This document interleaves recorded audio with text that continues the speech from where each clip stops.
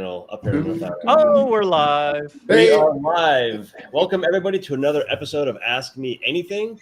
We've got a full crew here. I think we're going to be short, Chris and Steven today. I think we're doing something right, Shauna? Are you calling Chris short? That's not very nice.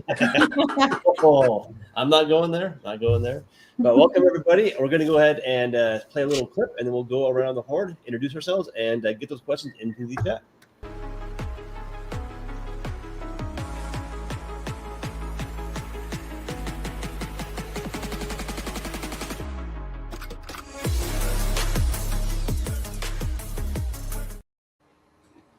All right, welcome everybody. Hopefully we got some new people here. If you guys are new to this, Ask Me Anything. So this is where we answer any questions on wealth, on infinite banking, on, well, not really politics, but pretty much anything you can ask.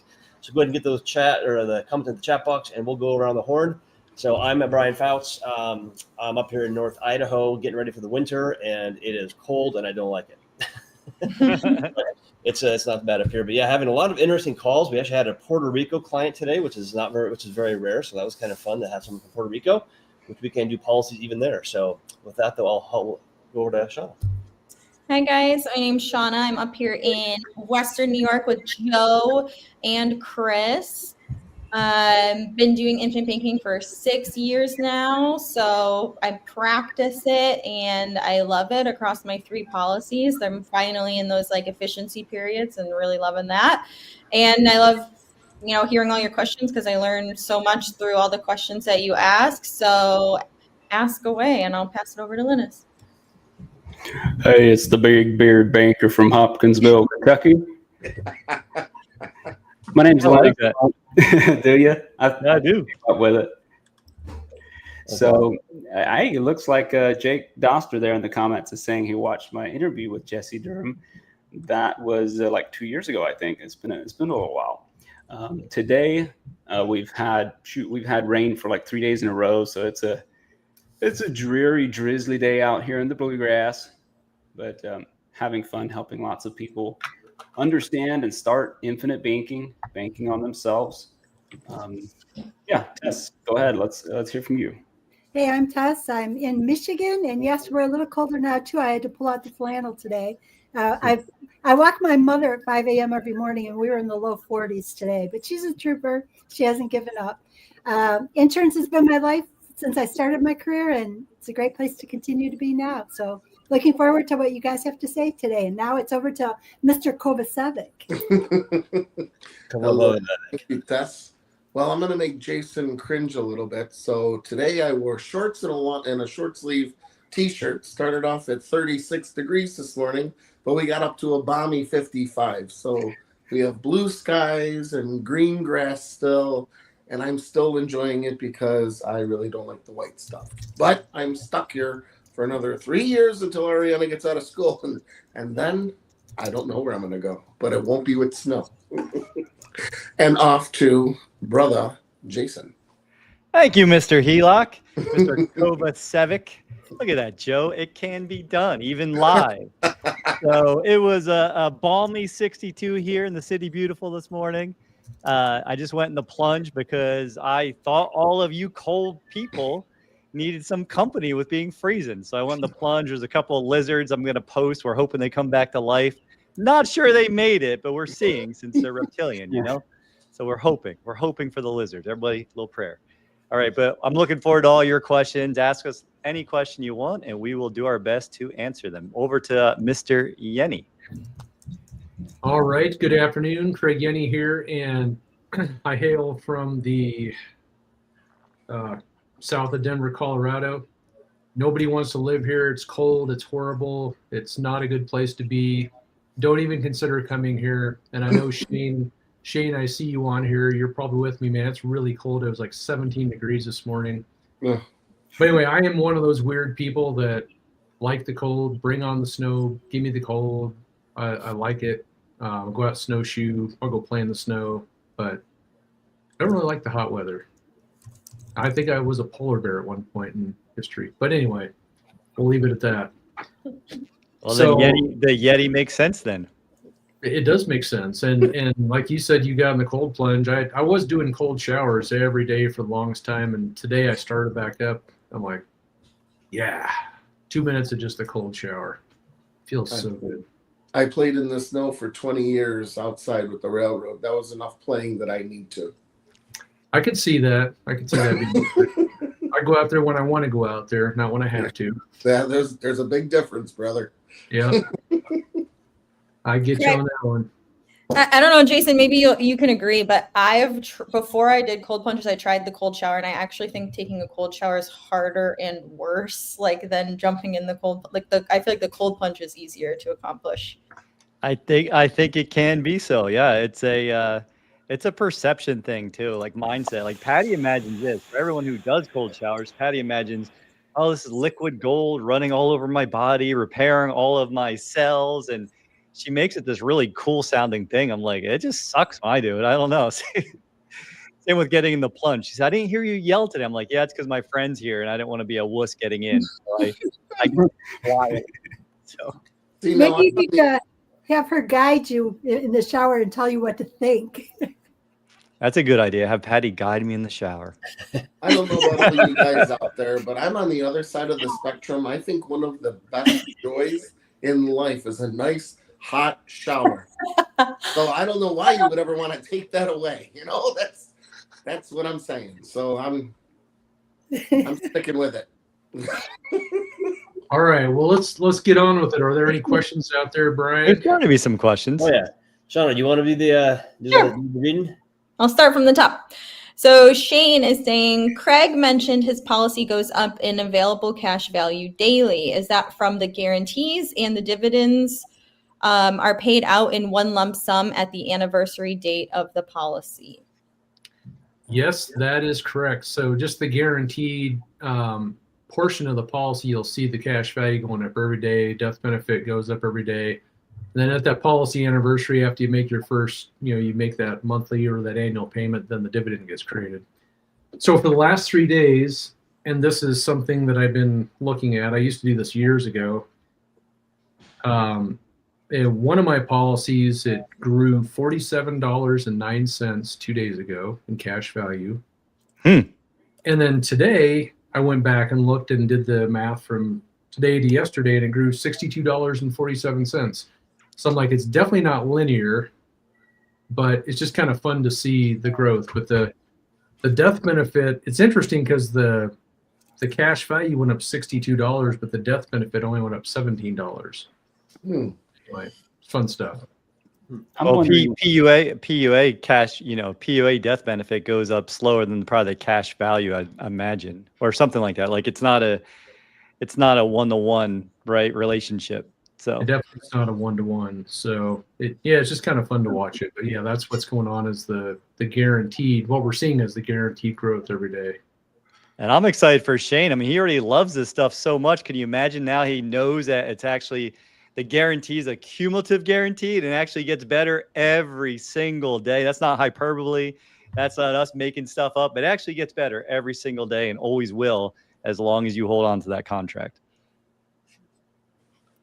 I love it. All right. Joe Watkins is saying, how do I get started with infinite banking? Knowledge. First is learn about it. That's the first thing. So you're in the right spot here. Check out the YouTube channel. Just keep learning about it, because I had a lot of people that ask me this question. Oh, I want to do this, but they don't have any knowledge and no foundation of knowledge. And so when you go and talk to a infinite banking practitioner, how do you know that what they're doing for you is going to make sense for you? You don't.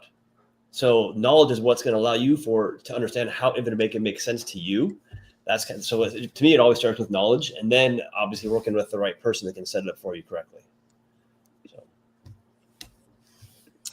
I love it. I'm actually going to put 2 videos in the chat that I was looking at earlier. And I kind of suggest watching them one after the other. It's not our 90-minute by any means. We always kind of say, watch this 90-minute video. But there was 2 videos I found really interesting. It was, like a 25-minute video from Chris on how to be the bank just by changing one thing. And then the next video, I think, came out yesterday. And it was where he breaks down like how it adapts with you as you grow and the policy grows and like the different life stages. So I'm going to put both of those in the chat. And then also I put our once you have that knowledge, for anybody, maybe you feel you already have that knowledge and you want to get started, you can book a call with our team at mentors.beyourownbanker.com. And all right. And then Christian O'Mara is saying, HELOC Joe, I need to make another appointment for our second call. Can you reach out? Yeah. We can do that. Does he need to? Is what he's asking. Does he need to? Oh yeah. Do I need to? You can always call me. We'll chat. That's okay. Okay. You sure? Sure. Okay. Penny Lover is saying, question, my husband and I both have policies. We have about 35,000 we can use. We got a lump sum from retirement and sold a house. We have a lot of debt. We're frauded, investment loss, carrying costs. We have a mortgage. We currently don't have income. We are scared to use a lump sum to pay all debt, but are unsure how to use policy. So I guess the first question there is, if you don't have income, how are you maintaining your expenses and bills and all that? Because I mean, even before you consider infinite banking, I mean, income to me would be priority number one. Without income, you have nothing to work with. I mean, yes, you have to lump sum, but I'm assuming you're burning through that. So this raises a lot of questions. I had a lot of questions. I was like, is the 35,000 in cash value like that? Is that already in the policy? Is that something that you received, from retirement, like you just said, or selling the house? Just kind of wondering where that's sitting and what you're intending on doing with it. So it's going to be about your cash flow. If you don't have income coming in, but you have debt going out, and the debt's going out to high interest, then if you're able to take back control of some of that and just flow that back to you, that wouldn't really change your cash flow at all. So, but I mean, I know some people get the lump sum for retirement and then they use the lump sum to live off of, but that would have to be a very sizable amount of capital to work on. And there's some other, I know that Penny, you got some other comments in here. She says I had 2 BYOB consultants in Canada give me policies, but no follow-up or creative strategies. Yeah, we don't know who they are, of course, but the follow-up might be because maybe they didn't see a way to make a policy work, but that's not very professional, in my opinion, if they didn't follow up with you. I mean, at least close the loop. Yeah. But yeah, we'd have to know more and stuff. And obviously we have partners that work in Canada. We don't run out in Canada, but we have partners that do it. So it's just, we don't have enough information, I think, right now to understand what you got going on. And then her last question here is, how do we know what type of do we have the right policy? There's actually no simple answer to that question, really. The more knowledge you have, the more you use infinite banking, the more that you can answer that question. Obviously, I believe that this team here is going to give you the best policy possible, or our partners in Canada are going to give you the best policy possible that is specifically for infinite banking. But it's just doing your research on the people that are doing it for you. Yeah, and I do have a link for Canadian, like a form. So you can actually go to, I'll put it in the chat right now too, but it's beyourownbank.com/IBCCA and like IBC Canada. And essentially what that is it's just a Google form. It's going to ask you some questions. And then based on where you are in Canada, they'll, place you with somebody that's in your same province. And go Dodgers. Yep. Sounds like, so what you're saying right here, it sounds like they are using the lump sum to pay for their expenses. But the question is that lump sum going to be there for the rest of your life, or do you have to have income at some point down the road because the lump sum is going to run out? So it's just, priorities, I guess I would say right there. And yes, the money's sitting in the account right now. There you go. Now, this is kind of an interesting comment, the second part of this one. She says, we want to invest and create a dividend. So this is just my personal opinion. I don't know if anybody else has a different one, but to me, the infinite banking is not about creating dividend for cash flow. That's really not what it's for. It can be later on down the road, but it takes many, many, many years, decades potentially, to get to the point where the dividends can be enough for income, but not right away, in my opinion. Not financial advice. Anyone else have thoughts on that one? Well, unless you have Yenny's policy, I mean, he by my calculations, he made $109 in 2 days. So, There you go. yeah, but I believe there are a little bit more mature policies. Is that right, Craig? Yeah, that one, 16 years old. I mean, it's with the dividend and that guaranteed cash value. I mean, I think last year grew over 30. Yeah, and that was kind of to Brian's point too, right? The first thought that Nelson Nash has around infinite banking is think long range, think long term. So anything you're setting up for today, again, you'd want to look at where your cash flow is, how it's flowing in and out, how you're going to take care of that. It's really where you start assessing what is the best move for you. So. And I would say she mentioned that she had 2 people that she talked to. Shop them until you find the one that's the right match for you. Don't feel like you can't go to the 3rd or the 4th, whatever it takes. Yep.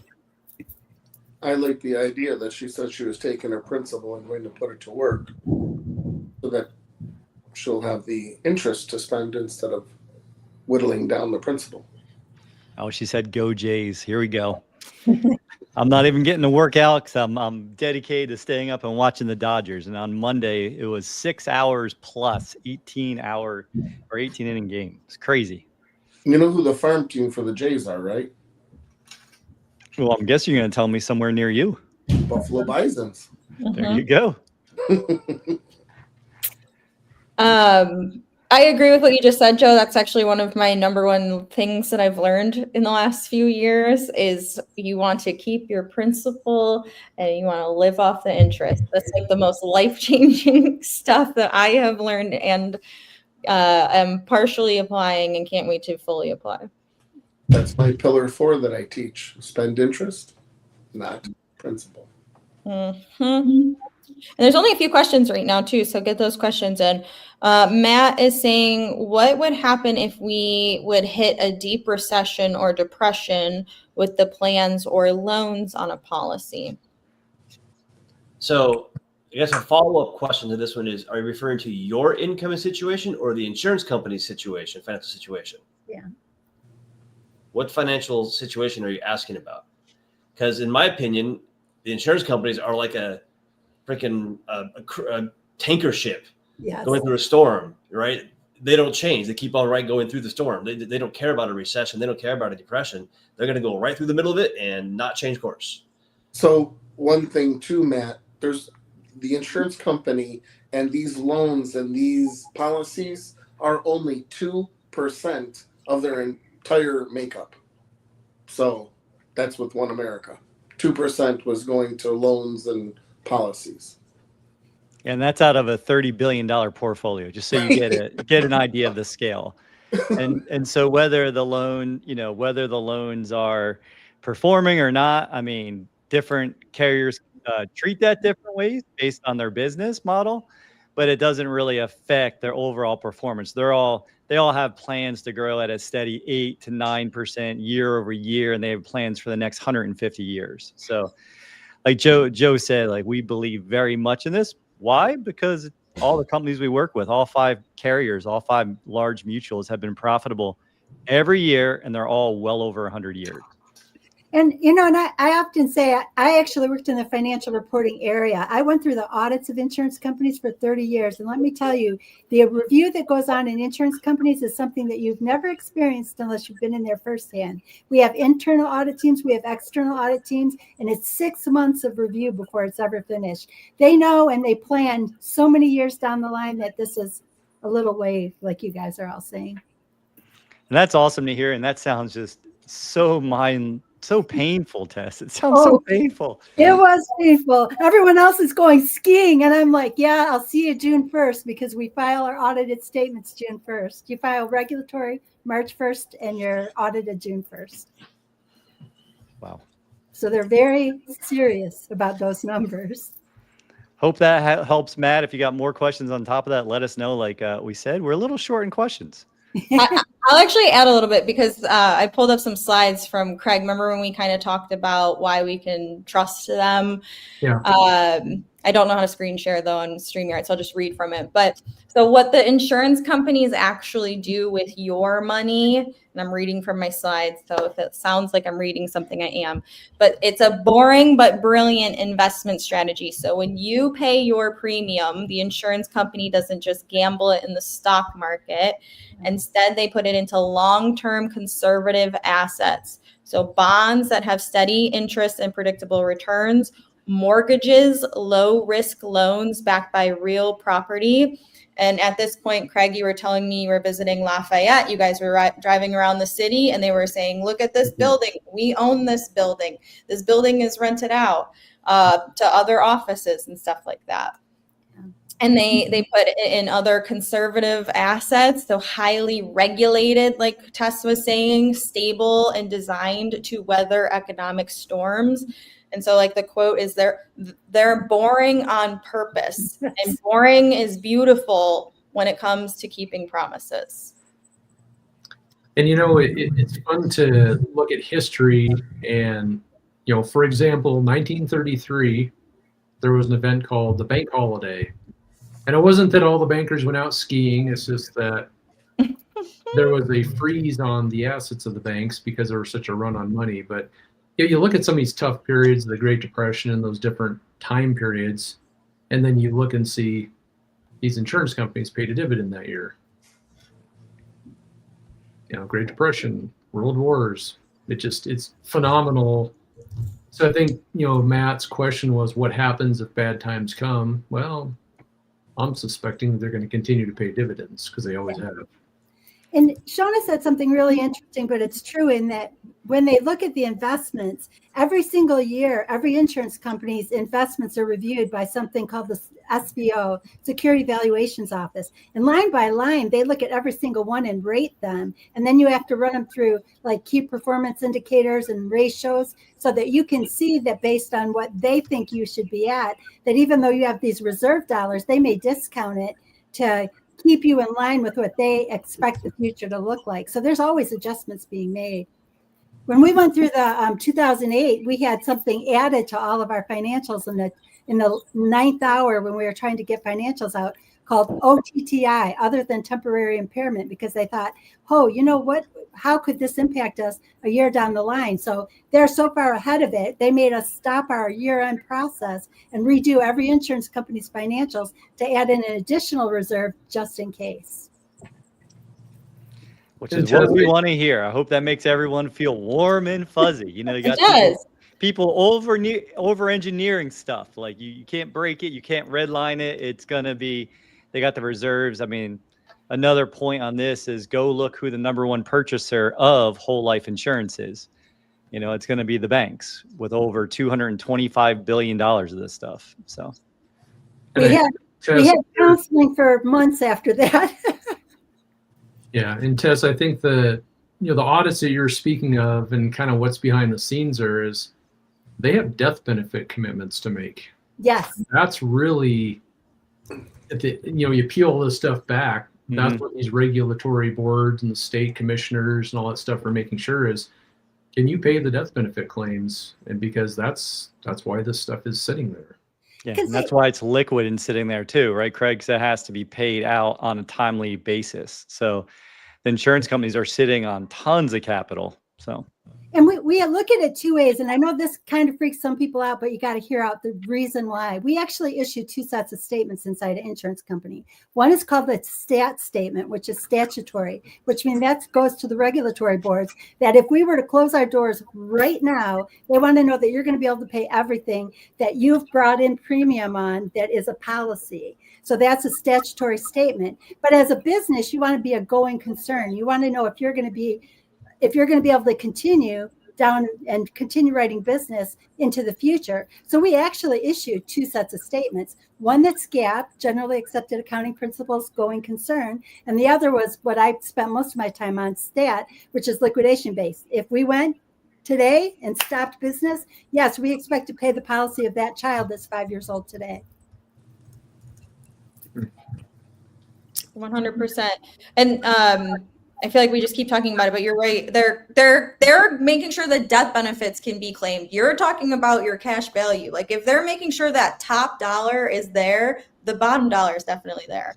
That's like as simple as it is. Yeah, which is all that's all at risk to the insurance company, right? Because we haven't, until you get to 121 or whenever that contract ends, you haven't put in all that cash value. So the cash value you're borrowing, they already have.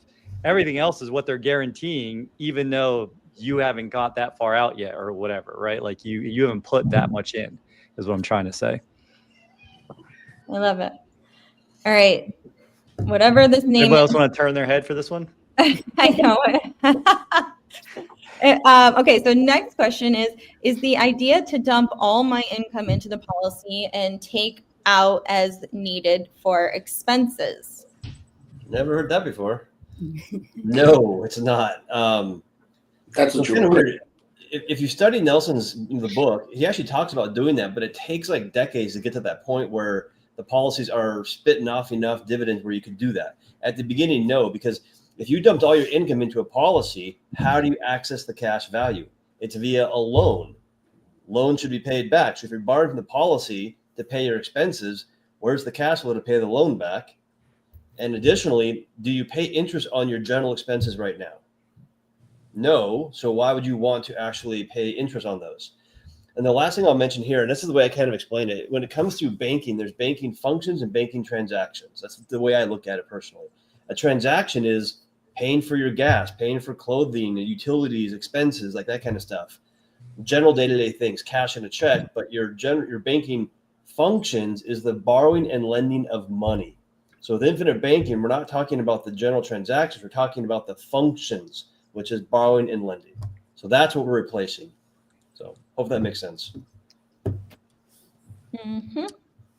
Yeah, and I'd kind of boil this down to kind of three main use cases that we talk about mainly is if you've got debts, you're paying high interest on these debts. Is there a better way to run that money through policy and then pay off debts? So debts would be one. Major purchases, how do you buy your cars? How do you finance all those major things that you do in life? College, vacations, taxes.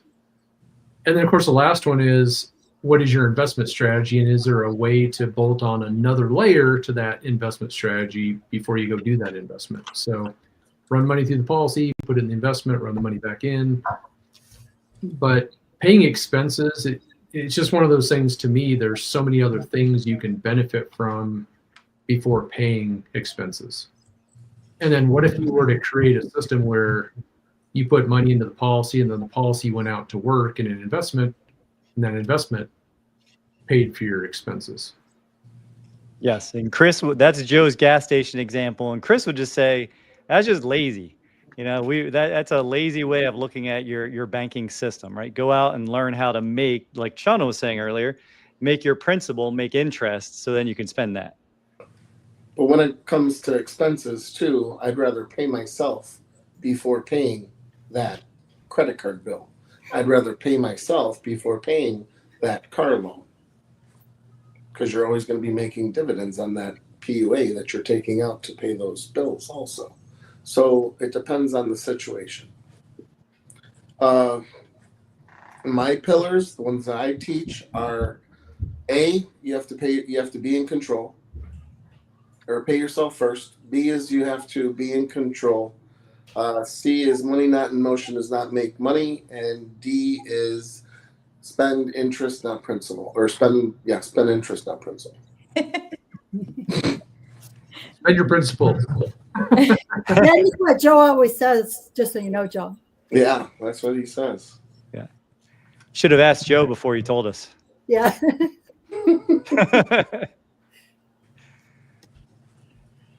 What's next?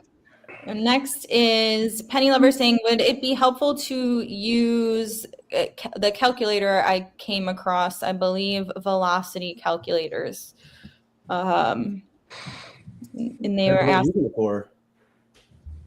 Yeah, just they need income.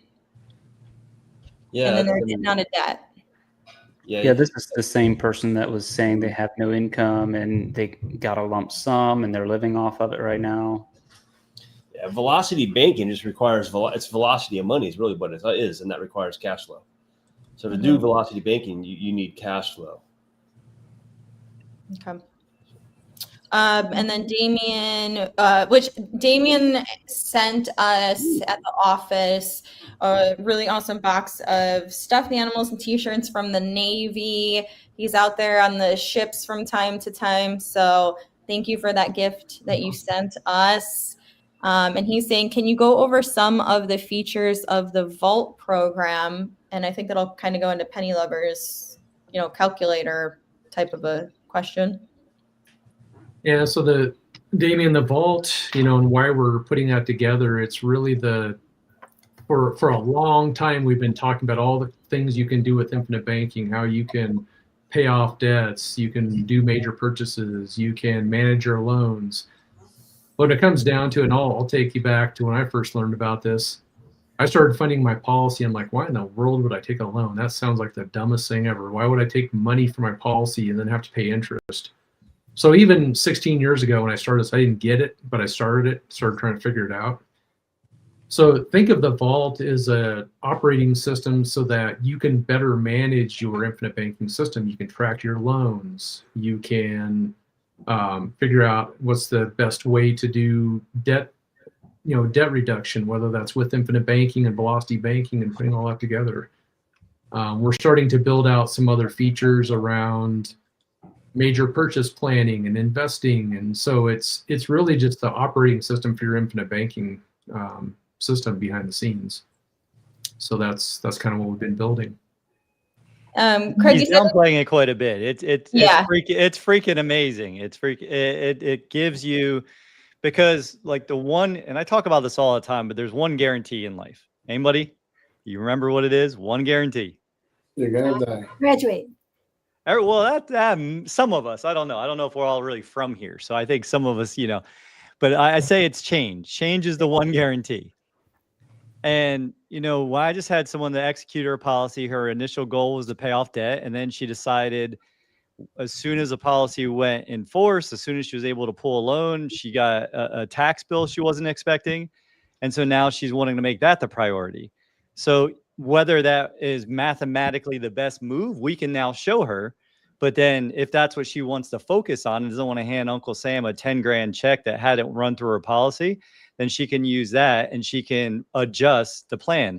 And you can see it in real time. So every time something changes, the Vault's able to run all the math, to do all the calculations, and then to show you, hey, this isn't the most efficient, but if it makes you feel better, here's how you do it.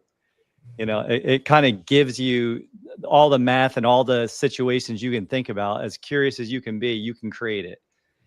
And we can show you how with infinite banking. And I love, Craig, my favorite thing that I heard you say so far is, look, this is what everyone's doing. This is no plan. And this is how much interest you're going to pay to them, that you're just going to give away to somebody else. This is if you just use math. I can just give you this right now. Here's the math plan that saves you probably 50 months plus or more, like double the time. And look, if you put infinite banking on top of that, depending on how much you're capitalizing your system, it accelerates it that much faster. And now look how much interest you save. So no plan, math, or using IBC and taking control. It makes a really nice comparison. Maybe you need to add a little quote in the Vault that says, if you fail to plan, you plan to fail. Maybe so. And maybe we haven't talked to you. Yeah, and for now, it's a web-based application, and we've talked about an app. I don't know if we'll do an app just because, as I talked with Chris about, he's like, everybody's apped out. There's an app for everything. So I think for now, we're going to keep it web-based just due to some of the priorities we have. But who knows what the future holds? Could go to an app. I love it. And yeah, my perception of it is it's the planning part. We always talk about what you can do with infinite banking. You can do this, you can do that. And that's just really creating the plan, which has been missing. And now it's not. This is our last question that we have so far. So definitely get some more in there. Joe is saying, if I make an $8,000 initial dump in, how long should my $550 premium deposit last? The paperwork we received makes it looks like I'll be paying it until my wife is 95 years old. Is that correct? Yes. And that's a paid up too. So a lot of the ones we're running are going to run all the way out to 121 years. And so, I mean, the plan that you're looking at is a paid up plan at 95 years old. And Sean, I was thinking about that webinar we did where I know. because it was like, what did we do? We jumped to when you were like 80 or something like that. And Well, I had the same thought. And again, I always say, like, I had all of these same thoughts as you guys, and I work here. So, like, you guys think you hear this on Wednesdays. I would hear all this crap 9 to 5, Monday to Friday. And I would still think, like, am I today, like, at the time I was 32, I was like, I'm 32. I'm signing I'm scared of signing my 95-year-old self up for some bill. Because for some reason, when I think of myself that age, I think I'm not going to have any money to pay this freaking thing.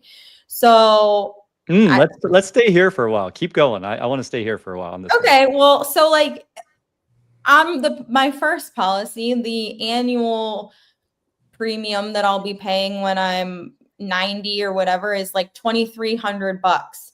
And I'm pretty sure that when me and Craig did the math, that $2,300 that my 90-year-old self is going to put in is going to unlock, like, I don't know, what was it, like $50,000 or $60,000 in cash value. And I'm pretty sure that my 90-year-old self is going to love $2,300 real dollars, that if I had to borrow from my daughter in order to make that payment, I would, if I knew I could hand her her money right back and have the rest of that. Well, so. You wouldn't even have to use your daughter's money. That was going to be my point. Like, that's something that Craig taught me actually too. What if we think, like, if we're bankers and we've been banking for decades and we don't think, hey, let's go ask our neighbors are pretty cool people. They seem to have a lot of cash flow. I wonder if I can get, $2,300 from Joe and Susie, and I'll offer them a 10% return, like a bridge loan, immediately. And I'm not going to tell them that I just made 600%, So now you're thinking like a bank and you're running Joe and Susie's money through your system. You're paying them money, so they like you more. They'll give you money again because you're good for it. And then you make 590%. Yeah. And then even the flip side of this whole thing, this whole discussion, if Shauna doesn't want to pay that $2,300, she'll have enough dividends that the dividends can just pay for the policy, and she doesn't have to worry about it. Yeah. There's just so many options when you get to that point, because the policy's so efficient, generating so much cash, where if she wants to pay it, great. If she doesn't, that's great too. So there's so many different things she could do when she gets to that point. Yeah. Craig, you said your policy is 16 years old, and in the last 2 days it made you $90. I'm pretty sure you'd be able to like it's just crazy, because you definitely think that, I don't know, for some reason it's scary to think about signing your old self up for these bills, but they're not that at all. And it takes time to figure that out. All right. Next question is, can you pay your annual premium up front and begin the withdrawing after 30 days? Yes. Yeah, but we're not withdrawing. There's a key word here where withdrawing is not anything that we're doing. Yeah. Yeah, you want a loan. I always like to ask, when someone asks me this question, I always say, if you believe what I believe, the wealthy have more choices. Is that fair? And that goes to how you pay your mode of payment. You can pay it annually. If you want it growing right away and borrow right away, pay it annually. If you need to build it up over time, pay it monthly. You can do that as well. And then you take loans out quarterly. It really depends on your cash flow and what your current financial situation is. Yeah, and the way I've always looked at this is during your pre-retirement years, you're using loans to finance things you need, invest, pay it back, and so it's all loans back and forth. And then once you get to, let's say, a retirement age and you want to use the policy for supplemental retirement income, that's where you might do withdrawals. And I've run the numbers many times where it's often more beneficial to do withdrawals to cost basis and then switch to loans. So during our working years and financing years and all those things, we're doing loans. And then at some point later in life, you might start doing some withdrawals. But we don't do those up front. Sorry, I lost my tab. Okay. Terry. Yep, Terry is saying, so if you have a paid up at 65, what will be the time at payout when you're 65? Or do you just stop paying for the policy at 65? All premiums. Yeah, when you have a policy that's paid up at, pick a 10-year term or 20-year or paid up at 65, that just means your policy's paid up and you don't put any more premium in it. So it'll keep growing and growing and growing and growing and growing, but you're just not. It was structured to be fully paid up. All of the insurance costs are done at 65, if that's what it is, paid up at 65. Yeah, it still doesn't mature until age 100 or 121, just depending on when that was issued. All policies nowadays don't mature until age 121. Yep. All right, and then Matt is saying, can you go into the MEC 7? Sure. Jay, you want to talk about that MEC 7? It's your favorite thing. What is it? Tess, what's the MEC 7? What is a MEC? It's something you don't want to do. Unless you're doing Payroll. It's hard, like you said, it's hard to explain, but it's you don't want to MEC, and it's that 7-page overview, but there's a lot to it. Yeah. And this is what I do. I just say, look, the MEC is a set of guardrails that the IRS has on policies. So if we go back into the mid to late 80s, there were times where you could put in as much money in a policy as you want. That went on for about 2 years. Yeah, right. 86, 87. Let's say that you're putting in all this money because you want to get this tax-free growth and tax-free death benefit. Cool, but the IRS came in and put some guardrails around that, where for the amount of money that you're putting into the policy, there has to be a certain amount of death benefit, is the easy way I would describe it. If you go beyond those guidelines, then it becomes taxable. So I actually looked it up real quick too, so I can. What Craig said, historically, right? If you go back, I mean, we learned this when we went through the IBC practitioner program. But if you go back to like 1979, 85% of Americans believed in whole life. Like our grandparents believed in whole life. You fast forward to 1985, and 55% of Americans believed in whole life. What happened? That's a 30% swing in 6 years. Well, in 86 and 87, all the attorneys of the wealthiest families were saying, hey, go put your money in this thing that everyone else is saying is horrible. You know, that Ralph Nader, everyone screamed and they recreated, they started ULs and started all this stuff. Go put as much money as you can. And Uncle Sam was like, whoa, yo, what's happening? You can't do that. You can't dump millions of dollars that's going to grow tax-free away from me. Like, I need my cut. So then the IRS created, in 88, they created TAMRA. TAMRA created the MEC 7, right, or the IRS did. And that's the guidelines that Craig's talking about. That's a distance between your cash value and your death benefit that has to not look like an investment. And if you ever worry, I think as a team, you know, over the last decade plus, we've done 20,000 plus policies that are in force, I believe, as a team, something along those lines. And then we're not designing any of those to MEC. And the insurance companies that support infinite banking, they're going to tell you, like, hey, you've MEC the policy. This is what that means. This is the amount that we can return it to a non-MEC status. Do you want us to send you a check and return it to that, or are you good with how it is? So there's lots of guardrails and stops too. So. All right, so I'm gonna keep going on it too, because I like to learn things, and I'm learning this right now. So, endowment is a word that I kind of didn't really know, so I looked that up, and it says it's an endowment is basically a savings plan inside of an insurance policy. So it says if you die, your family gets this money. But if you live to a certain date, which on our policies is 121 years, if you live to be 121 years old, I'm pretty sure they give you your money back. So at that time, you get your money back.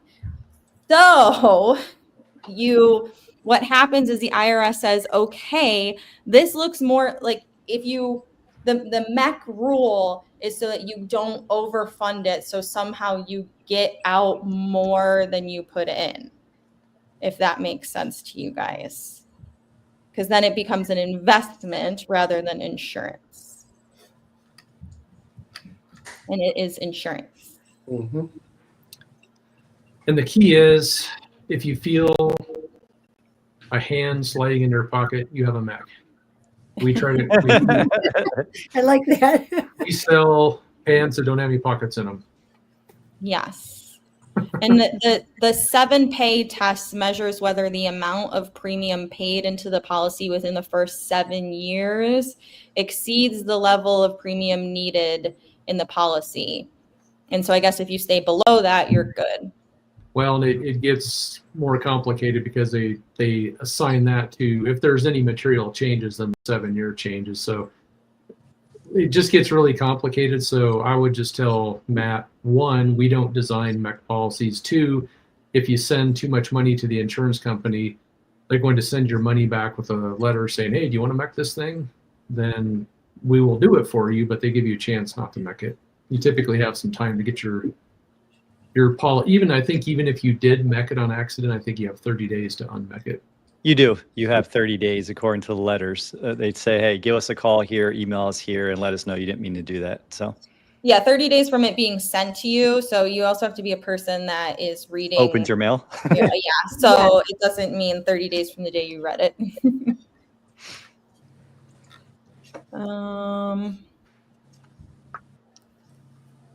Okay. I have a HELOC at 7.5%. Would it be beneficial to use some of the available credit to start a policy with a lump sum and then borrow against the policy to pay back the HELOC? What are you going to do after the money goes into the HELOC? Are we going to pay off debt? Are we going to put it into an investment to use arbitrage and leverage? That would be a great idea if that was the case. And what you aren't saying but are saying, though, is that you don't want to just use the HELOC to put it in a policy and then put it back in the HELOC. You want to use it for a reason. Pillar 3, money not in motion does not make money. And I think it kind of goes to some of the other questions I'm seeing in the chat as well. It's, whether it's Matt or Joe's questions or just some of the other questions. This really comes down to following the first law of wealth. You have to pay yourself first. And it's a respect thing. It's a love thing. It's a different relationship with yourself and with money. It's really understanding that if you're not able to pay yourself instead of everyone else first, stop being last in line for your money. If you're not able to do that first, then doing things like leveraging your HELOC and other things is a recipe for disaster.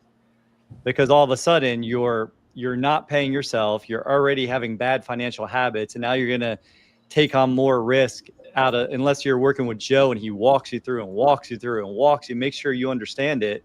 You don't want to put yourself at risk, because we're really just changing one thing, and that's where you're storing the surplus money, which is savings.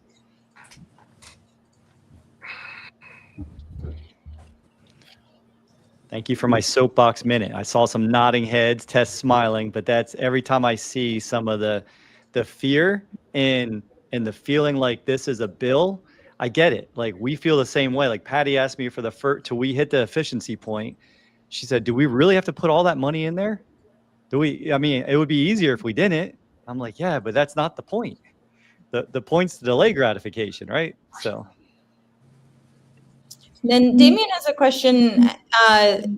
It probably is different depending on how your bank is set up, but will most banks allow you to do a $10,000 premium payment, or do you have to break it up due to bank limitations? Like, let's say you're making that large. I don't know. My bank account doesn't have those like limits. Yeah, I've never seen that kind of limitations with the bank. The easiest way to make premium payments is going to be have the insurance company do an ACH withdrawal from your bank account, and there's not really limits like that on there. I mean, you have other options like sending a check directly to the insurance company or doing a wire transfer, and there's not really limits like that either. No, I'd say no. I've never had a problem with any of my ACHs coming from the insurance company, and they're a lot more than 10,000.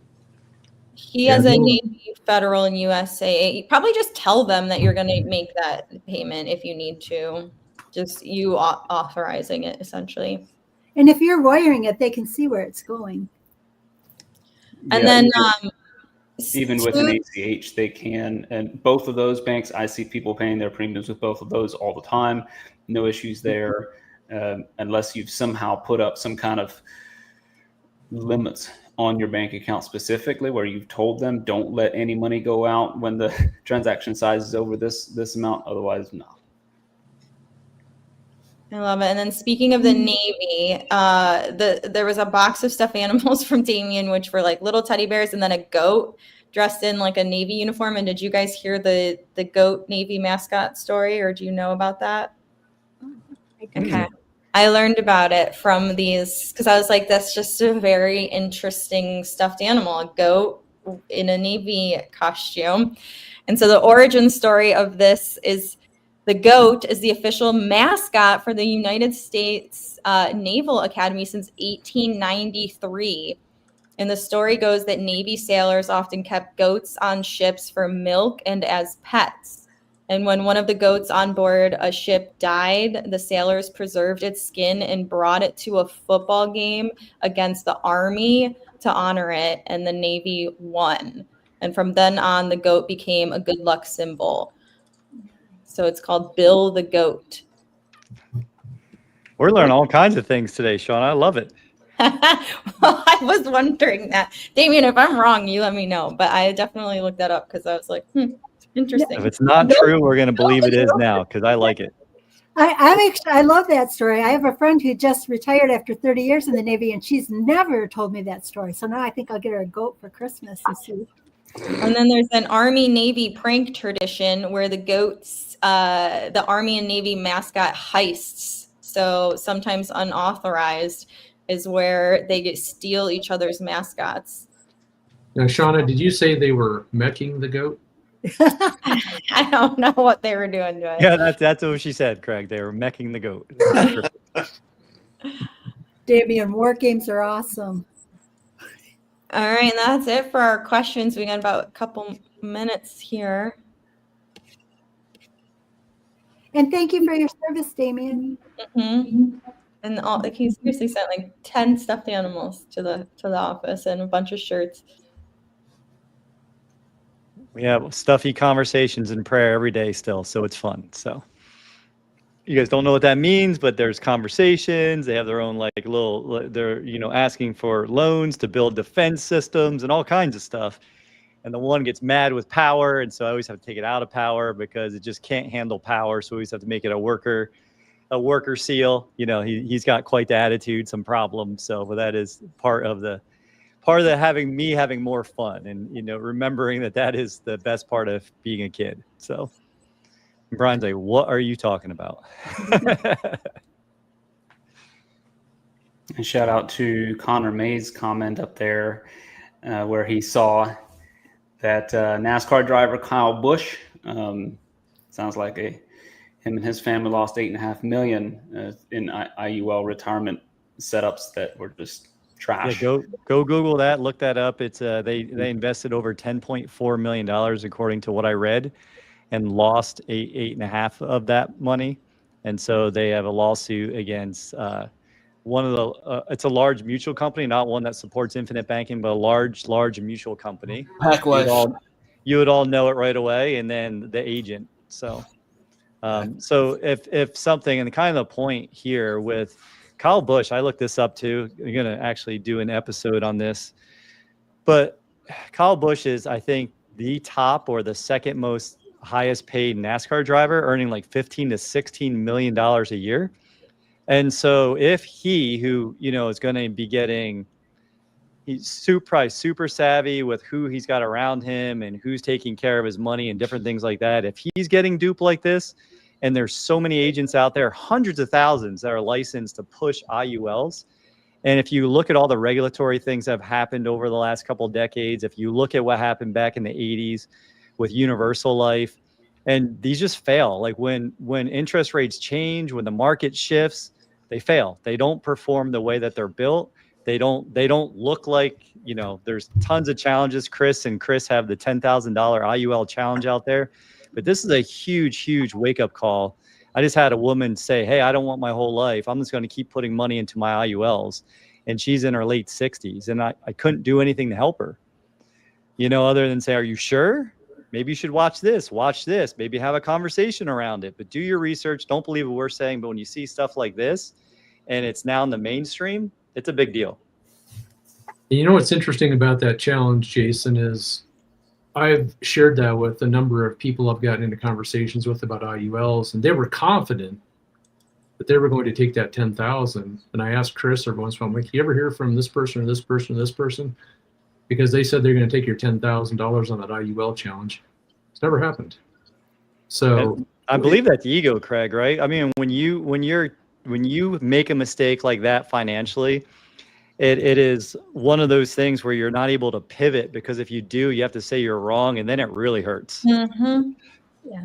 Well, I get excited when these people are like, oh yeah, I've got plenty of clients. I can show you the proof that we can easily take that 10,000. I'm like, this is awesome. I'm excited for you. You know, and that's kind of exciting too, because maybe that will be the thing that tips them to doing things differently. You hope, because that's a energy transference. That's going from being in a forced place where you have shame and you have fear and guilt and worry and all the low vibration, and you shift to love. I mean, that's really the shift we're talking about when you go to control and you start paying yourself first. I mean, it sounds nuts, but it's really an act of love, and it's a higher elevation in your energy. Yeah. Start doing this.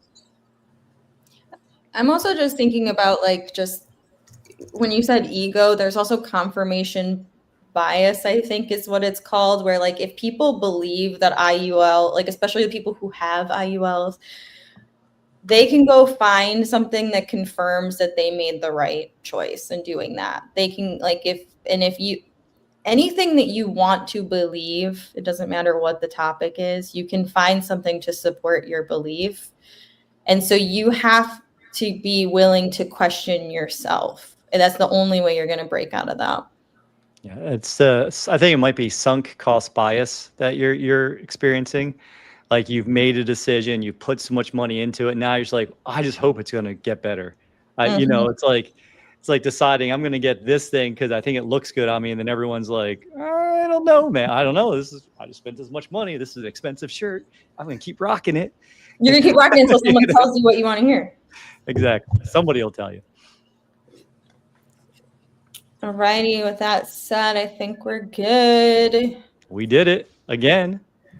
Way to go. Do we have outro music, or are we just saying sayonara? Oh, yeah. We can do the outro music. All right. Thank you, everyone. Come back again next week. Send us your questions, ask us more questions, and we'll see you all again next time.